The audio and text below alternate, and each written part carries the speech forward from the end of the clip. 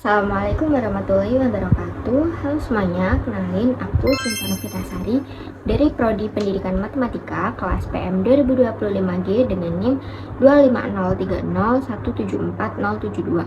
Jadi pada video kali ini aku bakal jelasin tentang kesejajaran dalam geometri. Oke, langsung aja. Jadi yang pertama kita akan membuktikan teorema 8.26 yang berbunyi setiap dua sudut bidang dari sebuah sudut dihedral yang diketahui adalah kongruen.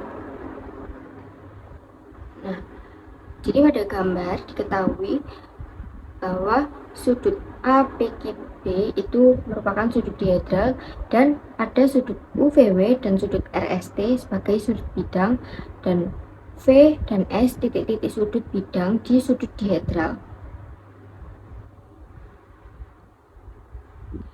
Kita akan membuktikan bahwa sudut UVW itu kongruen dengan sudut RST. Jadi yang pertama, kita akan membuat titik M pada ruas garis RS dan titik N pada ruas garis ST, demikian sehingga SM sama dengan VU dan SN sama dengan VW. Berdasarkan teorema penempatan titik.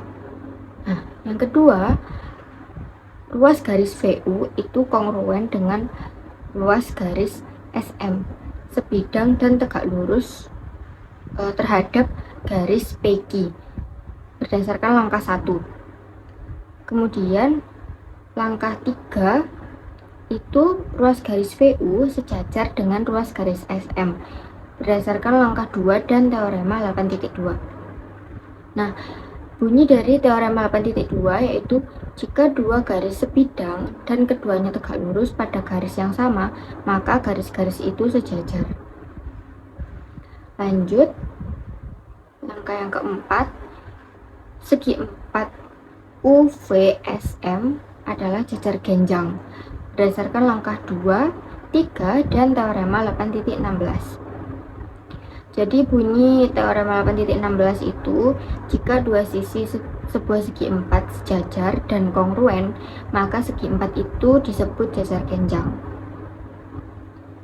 Lanjut ke langkah 5, UM itu sama dengan VS berdasarkan langkah 4 tadi. Kemudian yang keenam, ruas garis UM sejajar dengan ruas garis VS. Definisi dari jajar genjang. Kemudian yang ketujuh, ruas garis SN kongruen dengan ruas garis VW sebidang dan tegak lurus akibat dari langkah 1. Nah, langkah yang ke-8, SN itu sejajar dengan VW sebidang dan tegak lurus terhadap garis PQ berdasarkan langkah 7 dan teorema 8.2 tadi. Kemudian langkah yang ke-9, segi 4 WVSN adalah jajar genjang berdasarkan langkah 7, 8, dan teorema 8.16 tadi. Langkah-langkahnya sama. Langkah yang ke-10, WN itu sama dengan VS akibat dari langkah 9. Nah, kemudian yang ke-11, berdasarkan definisi jajar genjang, maka ruas garis WN itu sejajar dengan ruas garis VS. Langkah yang ke-12 itu UM sama dengan WN.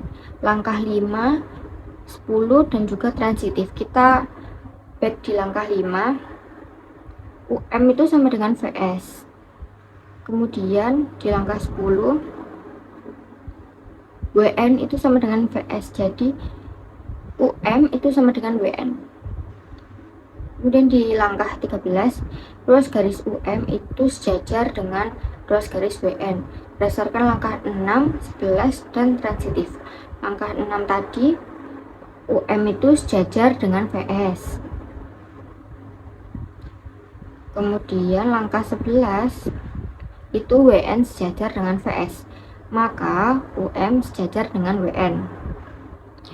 Kemudian langkah 14, segi 4 UMNW adalah jajar genjang berdasarkan langkah 12, 13, dan juga teorema 8.16. Kemudian di langkah 15, ruas garis UW itu sejajar dengan ruas garis MN berdasarkan definisi jajar genjang. Nah, maka diperoleh di langkah 16 ini segitiga UVW itu kongruen dengan segitiga MSN berdasarkan langkah 1, 15 dan juga sisi. Nah, kita lihat di langkah 1 itu SM sama dengan VU, kemudian SN sama dengan VW, kemudian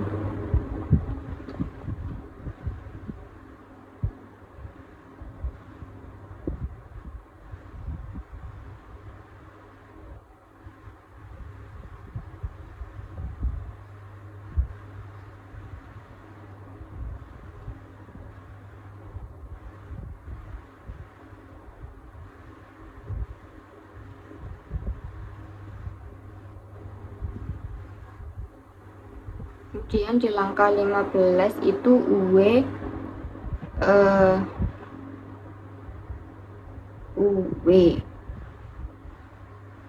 sama dengan MN, jadi sisi. Kemudian langkah 17. Nah, sudut UVW itu kongruen dengan sudut MSN akibat langkah 16 tadi. Nah, sudut MSN ini kan sama dengan sudut RST. Jadinya sudut UVW itu kongruen dengan sudut RST. Langkah 17, 18 dan juga substitusi. Maka terbukti. Kemudian kita akan membahas definisi 8.15. Proyeksi titik ke bidang adalah kaki ruas garis tegak lurus dan dari titik itu ke bidang. Jadi diketahui bidang A, kemudian ada titik P. Nah, kita tarik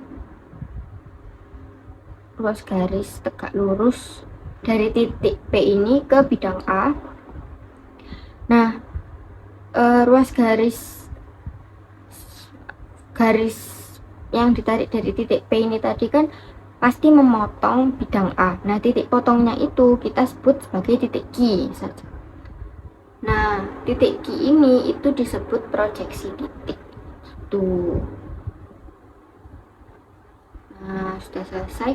Terima kasih telah menonton. Sampai jumpa pada video selanjutnya. Bye bye.